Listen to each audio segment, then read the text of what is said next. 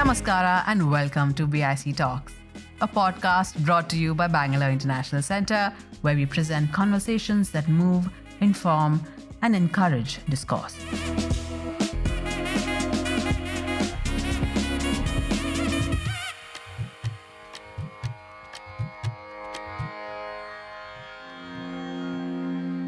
And communication is forever the most important thing in an activist's life. If we do not communicate, how can we motivate? How can we organize? So it's extremely important, and communication as life as language, as activism, is very often not looked at. Culture as communication. And for me, this book has been a very important tool to communicate beyond the kind of theoretical frame in which we all live, but also talk about the ways in which you can communicate, in which things get taken far ahead of us. And dialogue and conversations are very important. And I thought, if you say you know everything, there's no one who's going to enter into a dialogue with you. You have to be strong enough to talk about your vulnerabilities. You have to be strong enough to say, this thing needs more discussion. This thing needs more talking. And I think in this book there has been an attempt to say that these are not resolved issues, that these are not the end of conversations, but it's the beginning of many conversations. And so there is no conclusion in this book to many things. But there are issues with mutual concern, great concern, in which it invites a dialogue, a conversation, and a going ahead. Magsaysay Award-winning social activist Aruna Roy's memoir is the story of two parallel journeys, a 50-year-long engagement with public action in India, and a personal narrative that traces how the author strived to convert her ideological convictions into practice. For decades, she has lived with and worked for the benefit of marginalised communities in rural India, fighting for the right to survive in a hostile environment. Her recollections are marked with stories of resilient individuals and communities and their extraordinary resistance to oppression.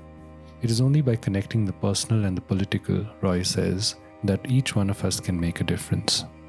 Aruna Roy will be in conversation with Akar Patel, T.M. Krishna, Deepa Ganesh, and Gautam Bhan. This episode is adapted from an event that took place at the Bangalore International Centre in August of 2024. We will begin with a question to the author, to Aruna Roy, on her reflections and what she thinks of the change, if any, that has come since the 4th of June and the results. Before I go on to the 4th of June, I think I'll very like to briefly to say why this book came out in May and not in April. Despite my best efforts with Harper to get this book out before the elections, it didn't come out. For whatever reasons, it's come out after the elections. And this book itself, I thought, would start many conversations with people, especially with young people who have been born after 2000, to start trying to understand the politics of India. After the 4th of June, I think we have a little space to breathe. But despite that, all the things we don't want, many things we don't want, are still happening. And I think activists are part, there's something called civil society. And I think what's happened is that civil society has lost its nerve in the last 10 years. And it stopped responding as quickly as it would have before. There are many things that have happened for which civil society should speak out. I can give you half a dozen examples, but that would take too much time, so I won't say that, including communal incidents, including anti-democratic governance. There have been so many issues on which we should really have spoken out. And I do make a distinction between activists and civil society. And I think activists are visible. They are people who are targeted, who are called urban Nakshals. They are called Andolan Jivis. There are many names by which we are called. But civil society is more faceless and quiet. And I think for a democracy, civil society must speak out. But before, I don't know whether you want me to say something about the book now, Akar, or later. Well, you can. I suppose I can ask you a question and you can take off from there. It is a remarkable book, and I was spending most of today going through it. And it is part memoir, part reflection on the work that she has done over the decades, part history, not only of the MKSS and the work she's done there and that they have done there, but also of India and the transition into some of the laws and some of the policies that we've seen being brought to bear in the last 20 years, including the right to food, the RTI, Manrega, and so on. My question is, you write about the history of the phrase, the personal being political.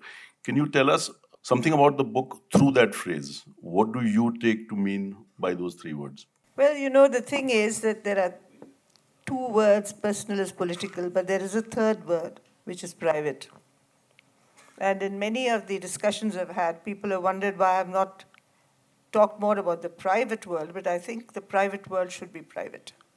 I think personal and political are interlinked, because I think what happens to my personal life is often dictated to by political action, and political action is motivated by and stimulated by my personal reactions, my personal dilemmas, my personal angst, or my personal anger. So the two are interrelated, and therefore the story of most of activists' lives is an interlacing of the personal and the political, because after all, the motivation comes from a very personal reaction to injustice, personal reaction to poverty, personal reaction to grief, personal reaction to all the hundreds of things that happen in and around us. And that's what makes us respond. And because everyone feels the same, I'm sure there's nobody in this room who hasn't felt upset about injustice, upset about anything. The only difference between people who don't act and who are called civil society and the rest of us who are called activists is that the activist really acts. So the action that we get into depends on multiple variations. And in this book, I have traced how the idea of service itself changes, how the idea of looking for structures changes, and how you look for service in a structure and it turns out to be completely formatted on career building, and then you leave it, then you go somewhere else, and then you understand that it's not just development, it's also struggle. So you get out of that and you get into struggle. So there is these variations that happen to us. So personal is political all through in many ways. One or two stories from the book. People nowadays, and just the other day, there's been a communal incident in Udaipur. So communal incidents are there all around us now, and we are ruled now by a BJP government in Rajasthan.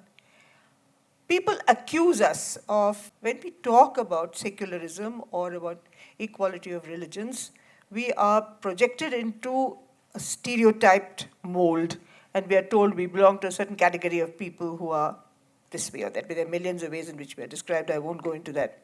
Well, what made me, for instance, react so sharply to communal issues? I was born over the cusp of independence. I was literally in Delhi from the age of 4 months. I saw partition. I saw Gandhi. I didn't see him, but I was in an area very close to where he was assassinated. There were all these things. For me, it's my life. It's not history.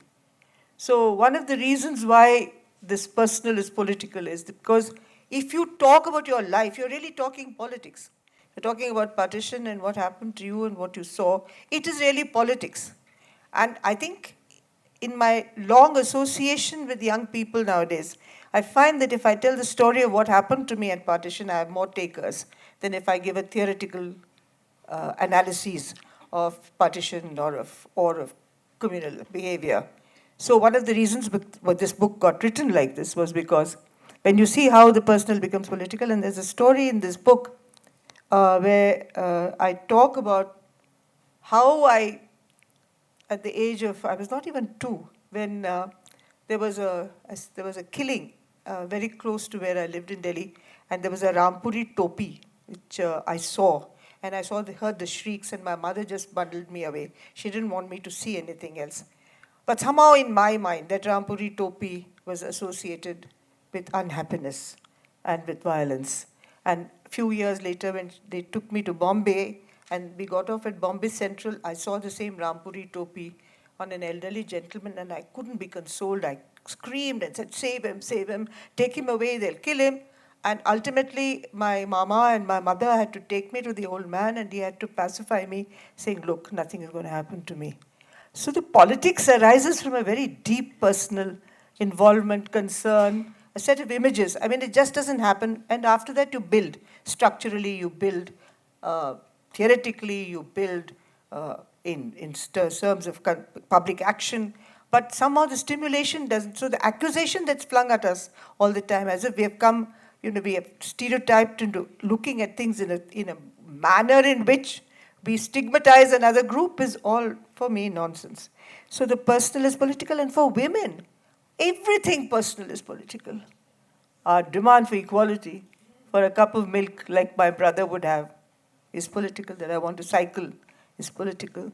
That I want to dress the way I want to is political. That the way now, even today, that I want to marry whom I want to is political.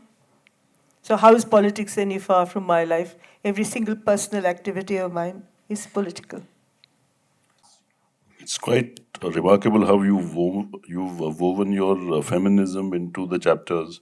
You write at one point words to the effect that when you were growing up, and there's a reference at that point to the Beatles, so this must be in the 60s, Gandhi, the shadow of Gandhi's sacrifice meant that there was still tolerance in our part of the world. Saying in some sense that those were more tolerant times for free speech than the ones that we live in. Could you sort of expand on that a little more? I think the first thing that comes to my mind is that we could stand on boat club lawns in Delhi and say what we wished. Today, boat club lawns are some kind of forbidden area from which we are locked out. But for us, it was part of the space we had to say what we liked. We mixed with politicians. Shankar's international competition used to take place in the book club lawns. We met Jawaharlal Nehru. I met Rajendra Babu. I met so many people, Humayun Kabir, Maulana Azad, who came to this children's competition and had a look at it. So there was a mingling, if you like, between power and non-power. There was a mingling between people and people who represented power. But also there was so much freedom. You had the case of Indira Gandhi, and people could say anything they wanted about her. The opposition could file a case. They won the case. She was ousted from power. The point is that there was a possibility. Even we can talk about that emergency and our current undeclared emergency, if you like. But at that point, freedom of speech was not curtailed. And I remember I've been seeing old Shankar's weekly cartoons where he's so sarcastic about Nehru. And some of the things he said, if you did that to our present holders of power, you'd be in jail overnight. But all those things were allowed. There were so many things you could criticize, you could write, you could talk about it. Papers were full of criticism of the power elite, of the government. Music could be different. You could sing anything. You could write anything. I'm not saying it was paradise. There were still atrocities. The Dalits were still treated very badly. Women were treated badly. There was shortage of freedom in many areas. But articulation was not... I never thought that I couldn't say anything as a child. I wasn't afraid that if I did a cartoon in one of the social media, there was no social media then, but wherever, that I'd go to jail like those two girls did in Bombay. Unthinkable. And somehow I think that generation has ceased to be vocal. And I think one of the problems of the present political scenario is that those who are alive are very quiet. And for the younger generation, they haven't probably understood that such things are completely unacceptable to India. I don't know what it is. You and I are on the same page there. But there was more freedom, I think. One last question before we move to the others. Since you have been a participant and an observer, do you think that this shift happened gradually over 50 years, or was there a moment where something clicked? I'm trying to understand whether we have deteriorated because of the passing of one man whose lessons we have left to history and no longer go back to, or was it something else in society? There's never a question of one man, as you all know and as I know. It's just that Gandhi's assassination stunned us into silence. The fact that such an important human being and a pacifist and somebody whom we thought had led us into freedom could be just annihilated, I think stunned us into silence. So the demand for religious aggression receded into the background.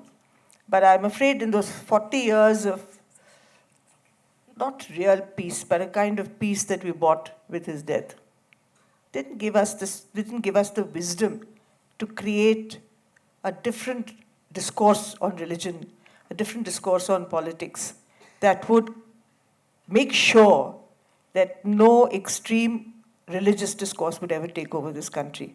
We all retreated into our little worlds of wanting to better ourselves, or politics became a dirty word. I mean, there were so many things that happened. I can't really tell you in 5 minutes what happened. But there were so many things we didn't do in those 40 years. And so when Ayodhya happened, we were really taken aback. Nobody dreamt that the masjid, the Babri masjid, would be brought down. In fact, till the day it happened, I wouldn't have believed, I did not believe that the Babri masjid would be brought down in India. And I thought, this can't happen in this country. How can we, Indians, do this? It just can't happen. It's just a threat. But it didn't happen. And why did it happen is a question we have all been answering ever since. But before I give up what I have to say, I just want to make two or three things about the book, which are very important to me, if I may. One is that I've been talking to young people for the last 15 years, and I find that there are many reasons why we have not been able to communicate with them, especially those whom we call ourselves the liberal left, or the liberal people, or the liberal Democrats, or the people with compassion. We haven't been able to appeal to them because we don't talk in their language. We don't use words they understand. Even if they speak English, they don't understand our English. They don't understand the method in which we talk to them. And I'm not talking about very young people, very well-informed people whom I know, who are like me. I'm talking about the other. I'm talking about the other. And then I realized that you have to write, even if you write English, and many of them have now become English literate, a language which is simple, a language which is, they kept saying to me, every second page of anything you all write, we have to go to the dictionary, we have to refer, we have to go to reference books. It's very difficult reading. So I thought, oh, perhaps it's the way it is. And then I realized that we write an English that's complicated, and it should be a simple language. I also realized as a woman that we need independence to write the kind of language that we want. And I remember reading Virginia Woolf and being so excited by the right to a language. And I just quote 2 lines from this book, that the relationship of a woman to language is as intriguing as a relationship with her body. We begin with a fear of expression. Even now, I mean, you all see me as power, but even today when I sit with a bunch of men, I have to plead for or persuade them or be aggressive about the way I speak or what I think is important, because women and the way we speak still has the feminine form of expression still is not equal. So there's one thing about our language. And so we are seen as a threat when language comes in, where language is not aggressive, where language is persuasive, where language is different.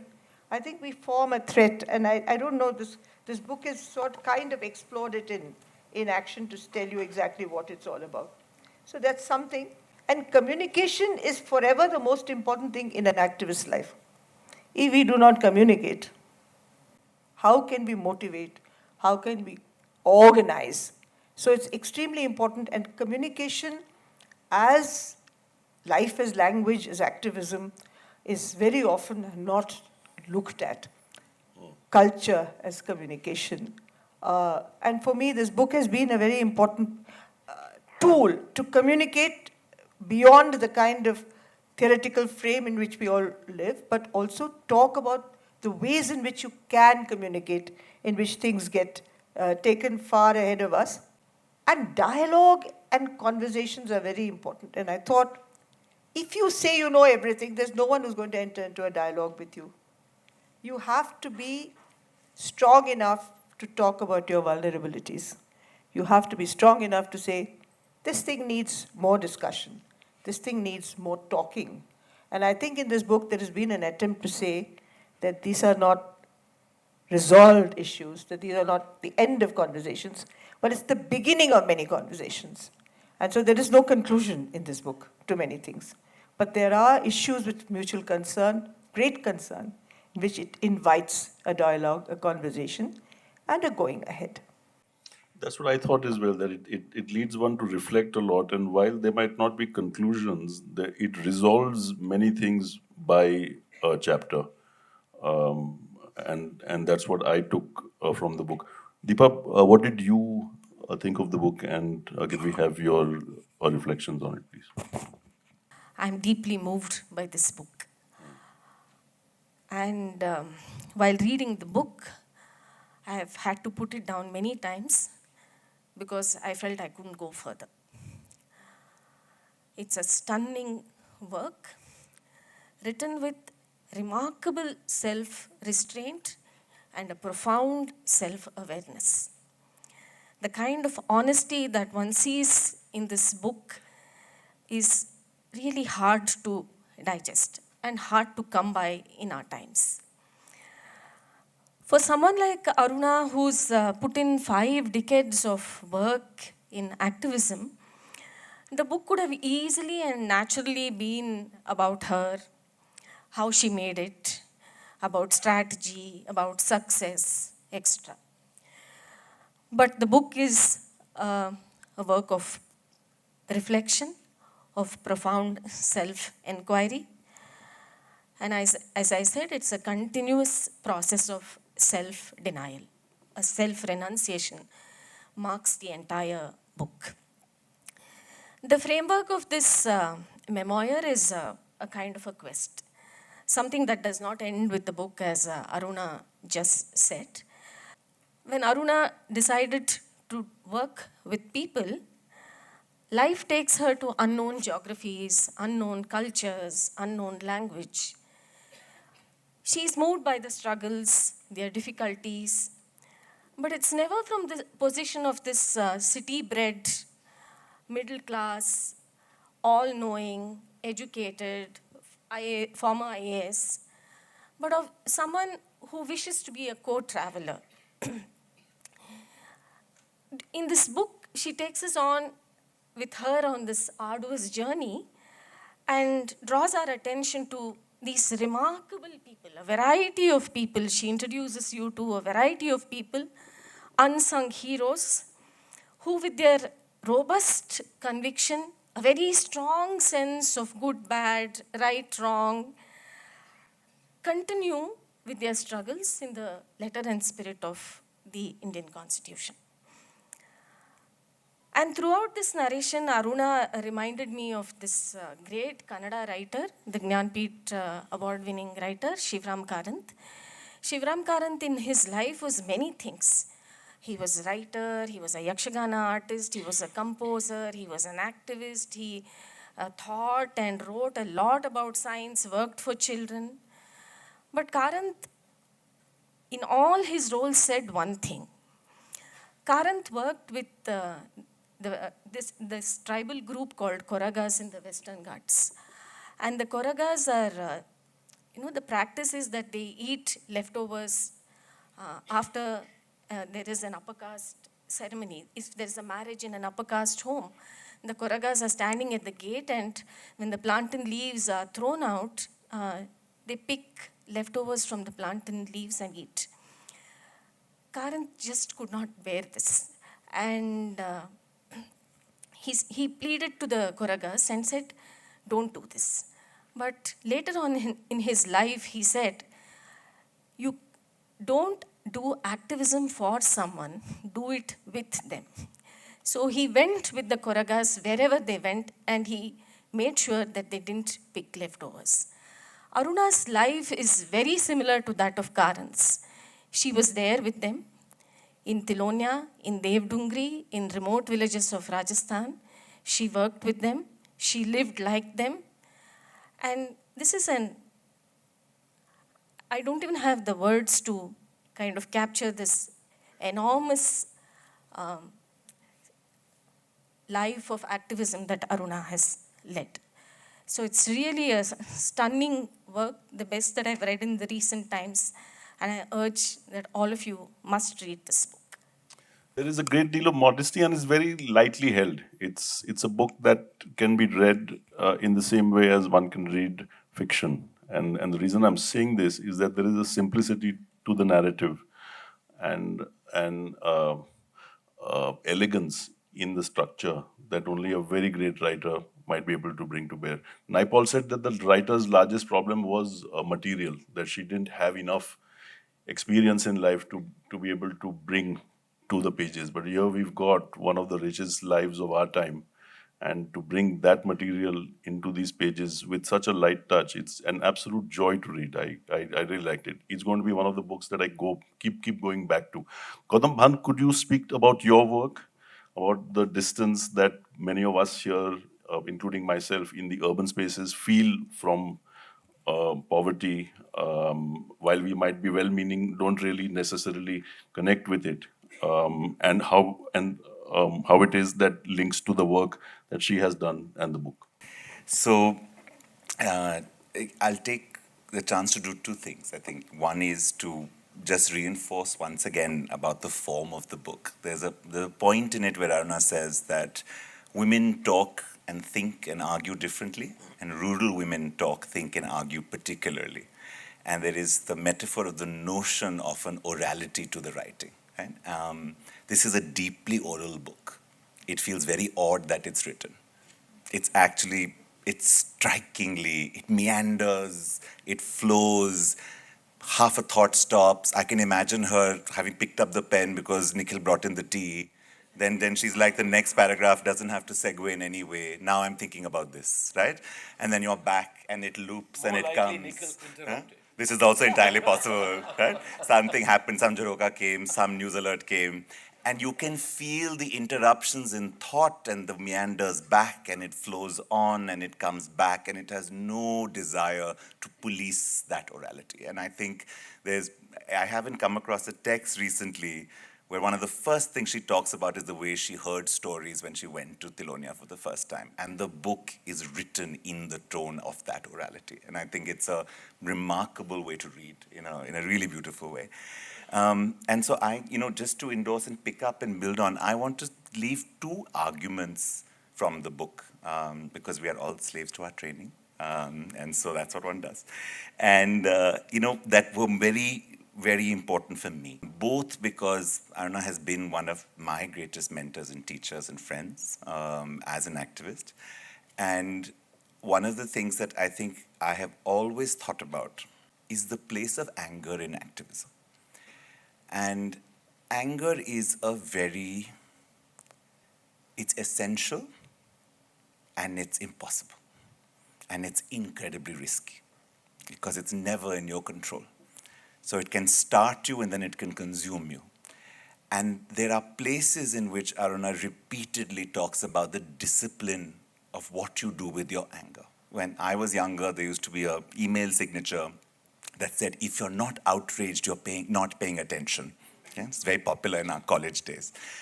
And the problem is if you're always outraged, then you're also not paying attention, because the specificity vanishes, the particularity vanishes, the rigor vanishes. There's a line here I want to read. It says, an activist has to remember that personal anger and angst can destroy public action. The battles have to be rooted in compassion. And this idea of an anger that is not rooted in fear, but an anger that is rooted in compassion, is the beginning of then why, agar sab taj uchhalne hain, you can't recreate the same structures you fought. And so many movements in the contemporary times recreate the same power structures they sought to take down. And one of those is because we can't direct the anger. And to me, this is a story about how anger is essential and held and not denied and embraced, but also contained and directed and disciplined and in some ways directed. And I think the work of activism is very much that, and in multiple kinds of stories, because as you go through the book, the orality also, just like the stories of the women, hold an enormous amount of violence. Right? And I have been to these places that she describes. When she describes the way in which caste operates in rural Rajasthan in the 70s, these are not negotiations. There are no seats at the table. There are no co-production participatory meetings. This is conflict. And so deep in structural social change that is rooted through conflict, how do you hold on to anger, but how do you not let it become who you are? And I think that's one of the arguments in the book that I think are just subtly laced. She never says this. This is 180 pages, one line, the argument is spelled out, right? So as the academic, I'm like, say it again. It's the, underline it. But as the reader of a story, I love that I realize I felt it all along. And I kept waiting for her to lose her patience and waiting for her to get mad and waiting for her to say, forget it, right? But at that time, Nikhil interrupts and she just leaves that train of thought and comes back. I thought of many other words to him, but I've never been on stage at BIC and I want to be invited back. So, the other point I want to say, and I'll stop with this, is this. The other thing I think that holds a lot of people back, the book is unabashedly normative in its values. It absolutely talks about what it believes. It does not defend it. It does not try and objectively nuance it. It says, this is my heart. This is what I believe. These are values I begin with. It is one of the least cynical texts I have read in a very long time.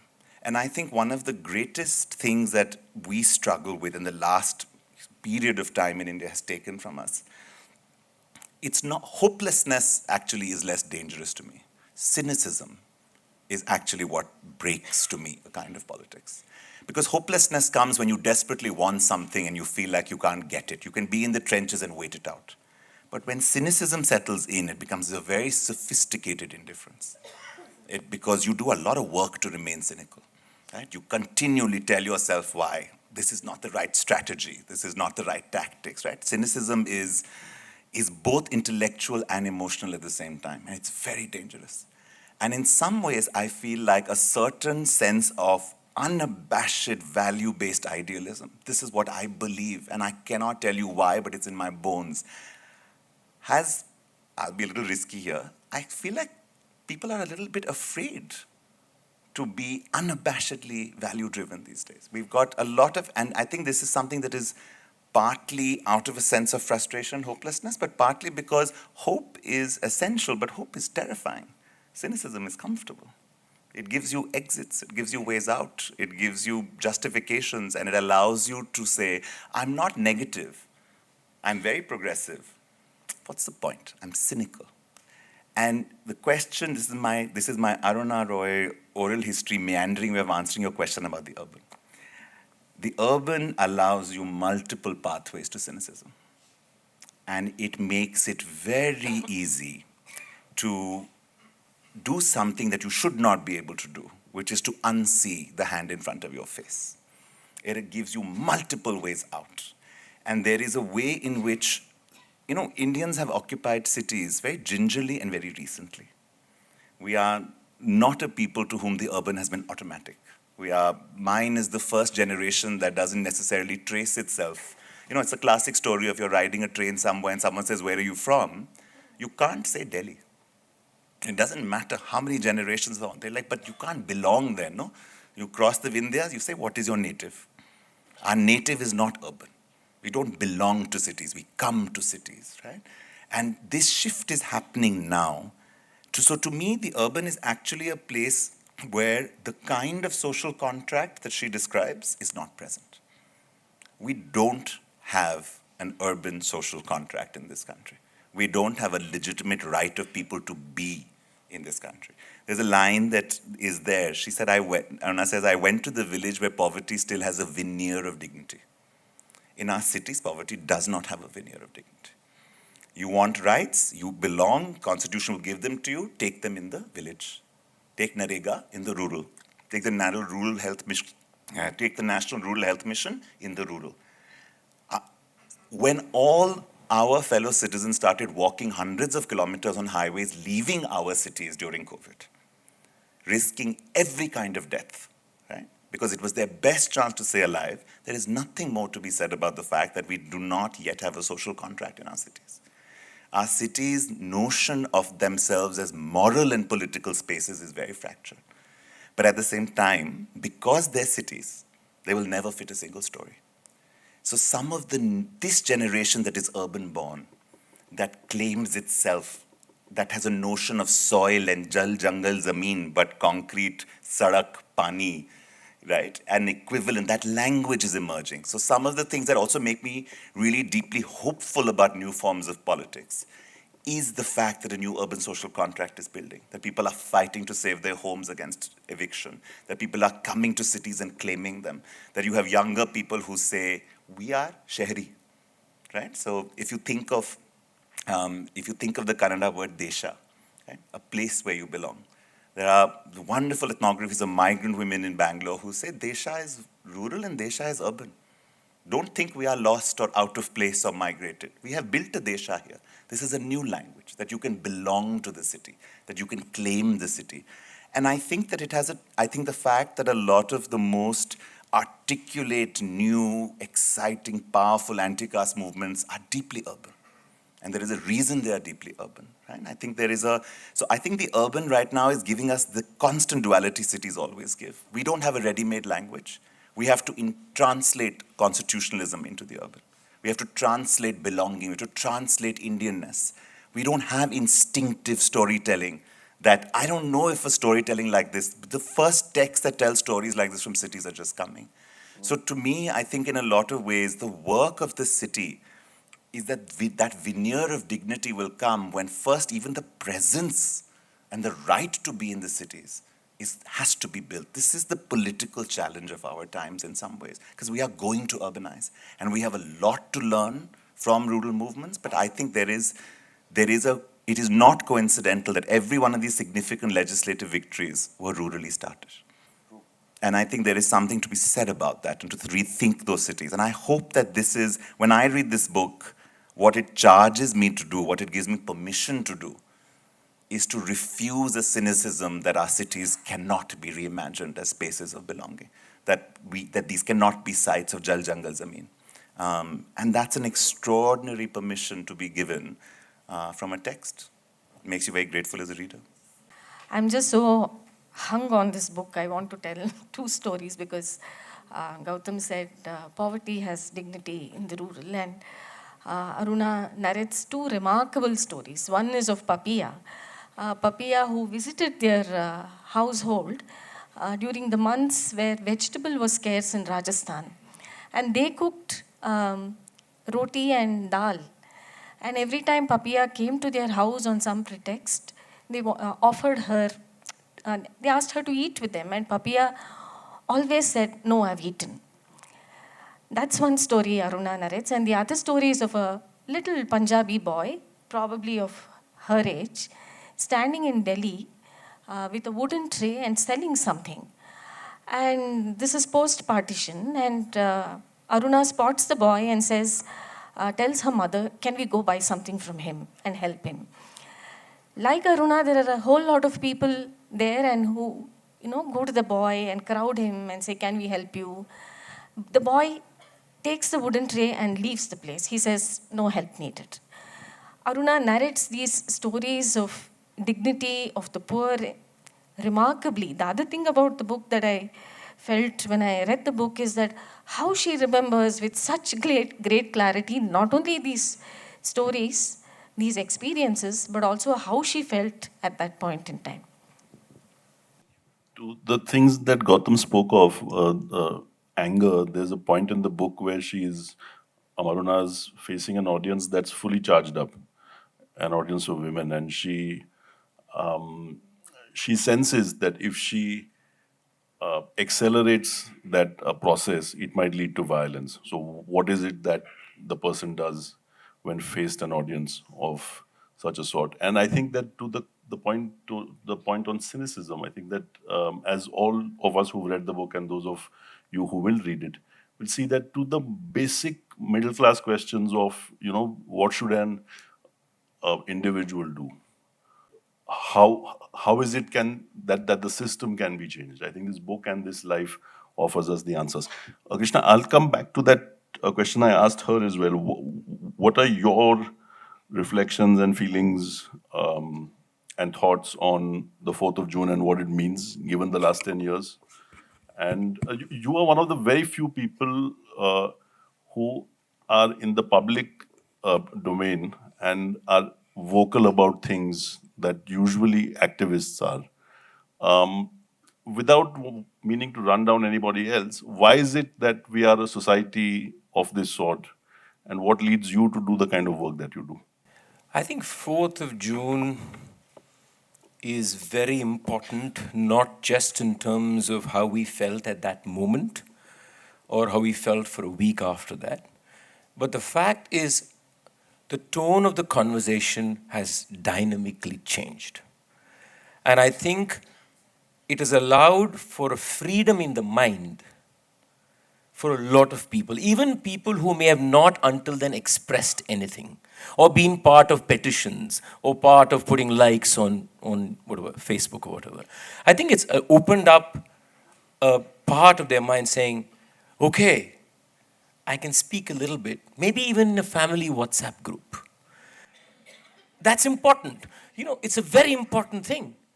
That many people told me, WhatsApp groups have become silent now. I thought that's so fabulous. As a musician, silence is so important. I know it better than anybody in this room. And that's such an important thing. That if the violence that was perpetrated in WhatsApp group, and that's violence, let's not even call it anything else. It was violence and vulgarity.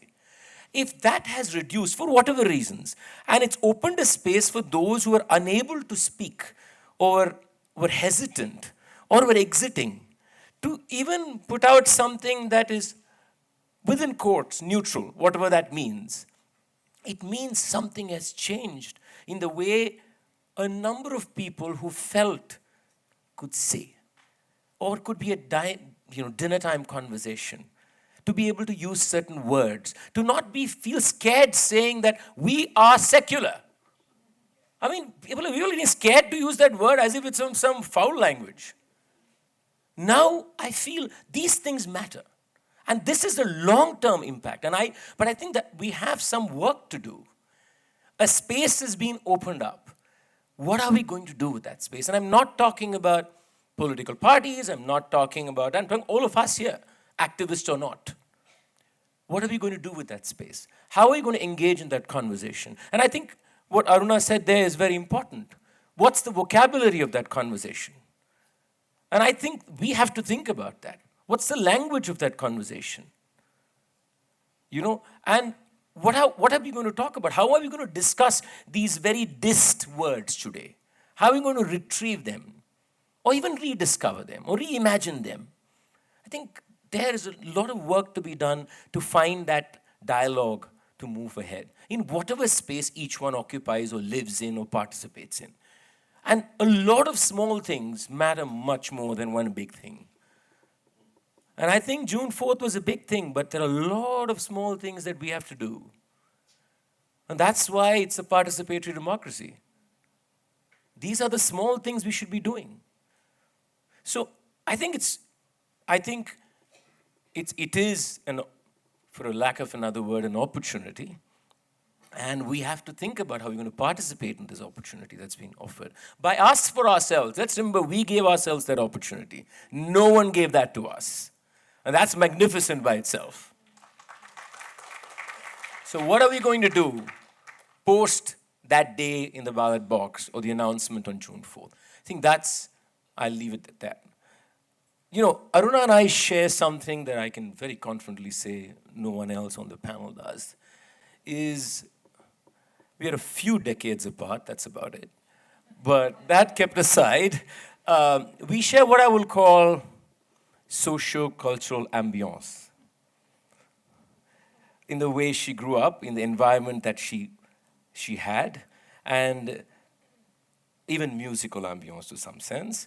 And so I kind of connect with her in a manner that's very different, in the manner of what you see, what you hear, imageries of notions of beauty, notions of grandeur in art, so many of these things. And I think that's an interesting connection to make. Because with the connection comes the baggage of the connection. It comes with a lot of unsaid things.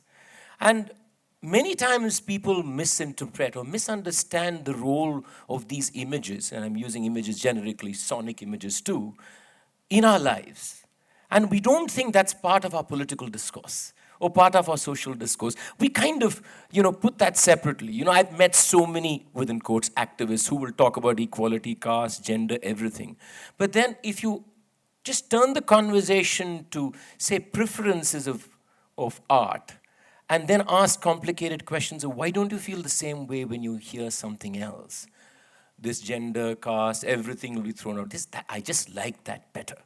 There's no critical thinking of how those imageries are part of a social discourse, of a social habituation. And I think that's something that I share, that struggle, if I can use that word, I share with Aruna, because how does one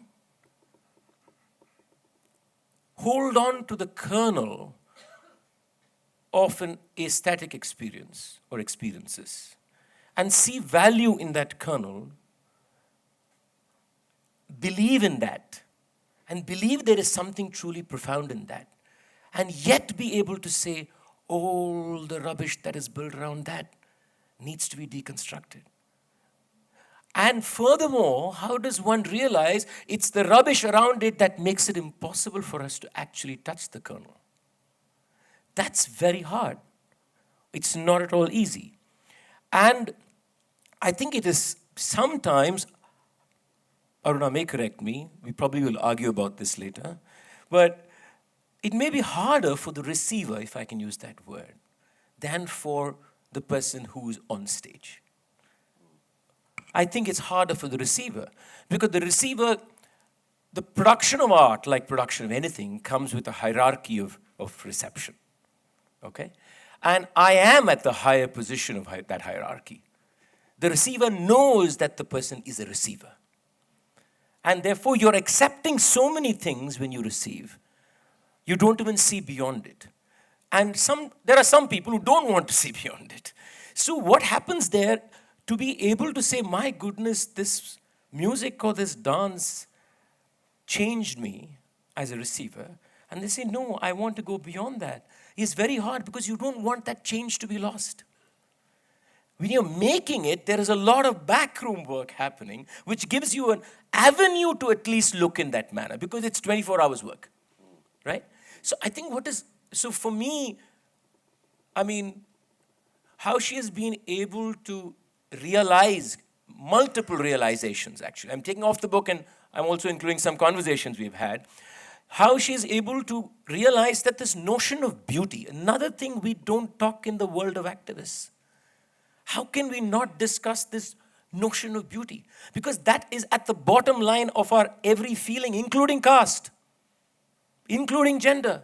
The first line of its impact is what you see, what you hear. How is the person dressed? How is the color of the skin? It's notions of beauty. And we don't discuss that enough. And I think that's what makes Aruna fascinating. Because she's able to bring that in to a very hardcore, nuts and bolts activist work, right? Rights work. I mean, who would think rights work and beauty has any connection, right? So I think for her, to be able to shift that paradigm of beauty and realize that it's actually not about beauty. Art and experience is actually never about beauty. It's about something else. The veneer is beauty or the lack of it, depending on where you stand. And for her, able to traverse this various notions of imageries, of sounds, and find profound learnings from it. Another thing about this book is Aruna remains a student. That is something that we all can learn from. Right through the book, Aruna is receiving. And the thing about learning is you must want to learn. You're never going to learn otherwise. And after a point, none of us want to learn. Why the hell do we want to learn? We know. And to be open to it. And that comes with internal resistance. To want to learn is always resisted by us. Internally, there's a struggle. Because when we learn, we are also unlearning something we believe in, most of the times. It challenges something that you believe or you understood, and you pick up something. The first instinctive human reaction is to block it away, to be able to go beyond it and receive something wholeheartedly, and do that repeatedly through your life is something that's quite remarkable. And I think that's what has helped her in also navigating this space of beauty, of culture, of art, and seeing the intersections, and seeing that the sounds of Rajasthan, the sounds of Kalakshetra, I mean, two sounds that the twains would never meet. but to be able to be critical of both sounds, by the way, she's not uncritical about the rural world or the rural social fabric, because that's also a very, very dangerous upper caste thing to do, right? And then you're scared to be critical. That's the other thing. How does a person who belongs to upper caste, family, progressive, whatever, but still belong to that kind of environment, how does that person navigate the world of social activism? I think Aruna's life is definitely a great example of that. I think it's because the big difference between her and me is that I'm a man and she's a woman. That's a huge difference, and we're 60 years apart. I am. Thank you for confirming it. but so I think that's also very, very important, that she gives us a way to be constantly awake, constantly aware. And it's actually such a beautiful process. Now, to your next question, I know I didn't answer that question. Why you don't find, if I remember right... Just the fact that there are so few people like you around with holding the sort of profile you do and what it is that you tend to be engaged in.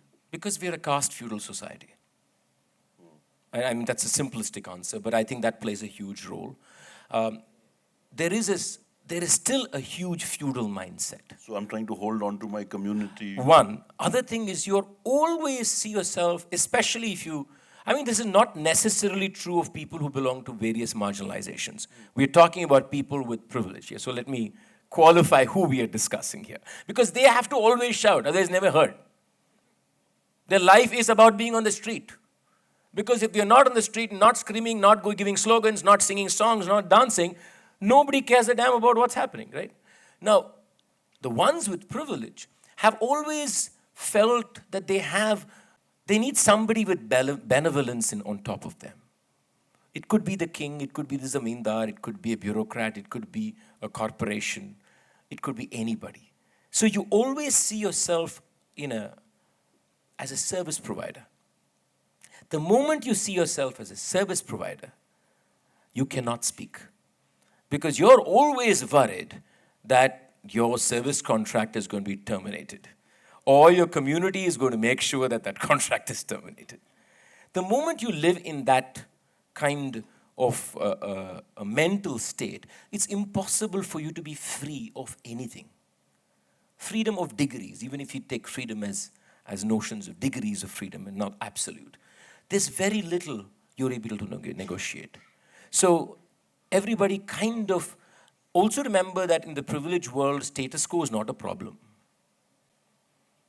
That's a very important point. That status quo is not a big problem. I mean, all our lives are going to go on fine. Nothing major is going to change. So once I'm at a status quo level, and status quo is not economic, it's socio-cultural, which I'm discussing, then why do I need to open my mouth and destroy status quo when I am good at this place, is what I think, unfortunately, we still have ingrained in our head. And probably, this is just an hypothesis, probably this is one of the reasons why you don't hear enough people who are in positions of power, who can speak. I think this is his role in this. To the point on beauty, I think it's a century ago that Premchand, when he was speaking at the Progressive Writers founding, his line was that husn ka mayar badalna hoga. We'll have to change how we see beauty, and we need to perhaps let go of the Persian ideas of the rose and the flower and the garden, and come to the sweat and the laborer.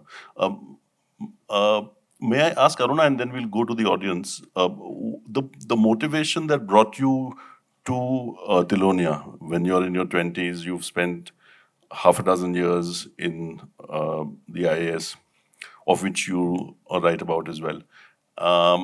Is it the same motivation that keeps you going today? What is it that how is it that you engage with the world around you? And in what way is it different for you than it was in the 70s? The search is the same in the sense that the values have not changed. My internal values remain the same. What does happen, of course, is that by your understanding a reality better, the solutions change, the path changes, in your choice of tools change, choice of issues change. And then, since I do believe very strongly, and that's something that in this book, which has given me a bit of a problem, is that I've lived a collective world, and this book really forced me into using the first person singular. It was very difficult for me. Actually, to shift from we to I was very tough, because it's been a life lived with the we. And one of the most important things I learned when I first came to rural India, that if you do not shift from the I to the we, there are no solutions. Now that belief has sustained me, because there are always ways ahead. If you sit down and state your problem in front of a group of people who live it, they have ways in which they think they can improve. They understand the reality much better than I do. Like, for instance, my friend Northi. If it hadn't been for her, whom I befriended in the late 70s and early 80s, I wouldn't have understood the basics of Dalit strengths, of Dalit freedom, the Dalit constraints of a woman who's born a Dalit. Tremendous potential to learn, tremendous potential to act. She's my peer. The understanding that I can find my peer in morality, in understanding the ethics of public life, understanding choices, and yet differing. Because she and I still would have great differences, and she says to me in Hindi, "Arey bhai, tum apne jagah raho, main apne jagah rahungi," lots of times. But yet at the same time, we share a common moral worldview. We share a common angst about inequality. We share a common angst about caste. But if I need to find a solution there, much more than in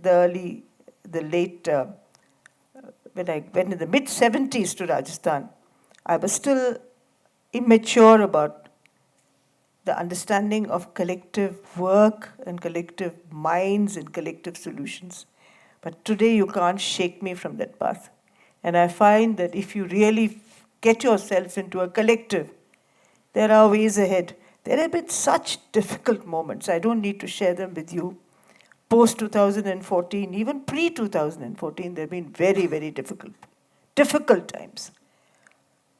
In the Mazdoor Kisan Shakti Sangathan, which has come to be my home, my political and moral home, if you like, every single issue is discussed and every single issue is debated and contested, argued, but there has to be some kind of common consensus before we act. And that process has been invigorating. And I'm still part of that process.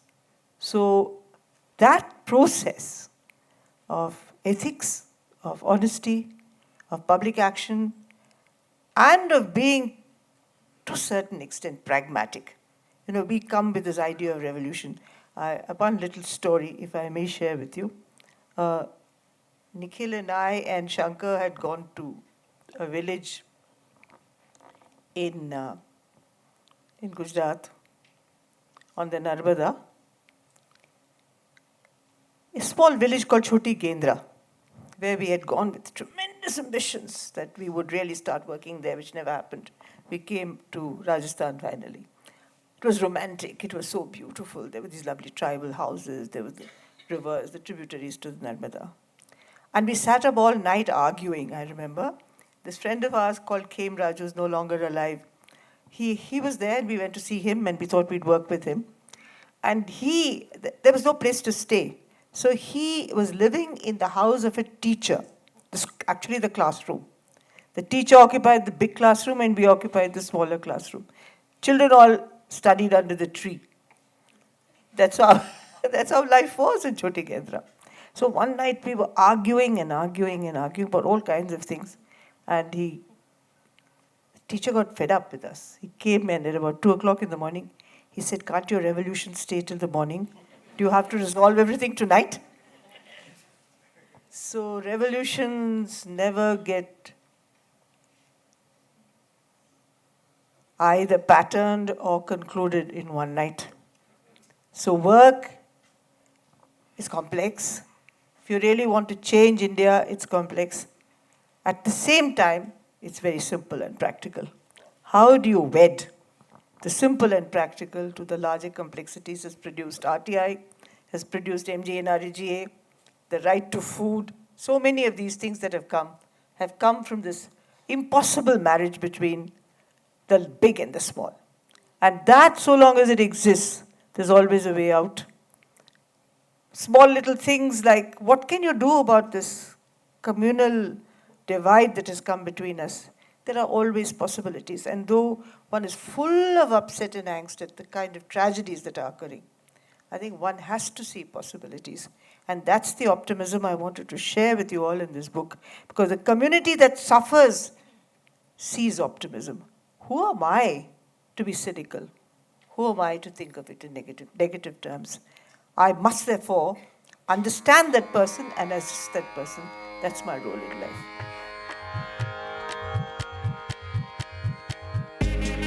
You have been listening to BIC Talks by Bangalore International Centre. If you like what you heard, do follow us on social media. Keep up with our programming by signing up for our mailer on the website or leave us a review or rating on Apple Podcasts or iTunes. The crew that makes these podcasts possible is Gaurav Krishna and Ishan Gupta on sound supervision and production, with support from S. Saruna Raj and Raghu Tenkaila. Artwork is designed by Chandni Venkataraman of Crisscross Design Studio. Don't forget to subscribe to our channel on your favorite podcast platform. It can also be accessed on our website, bangaloreinternationalcentre.org. This is Lekha Naidu signing off on behalf of everyone at BIC.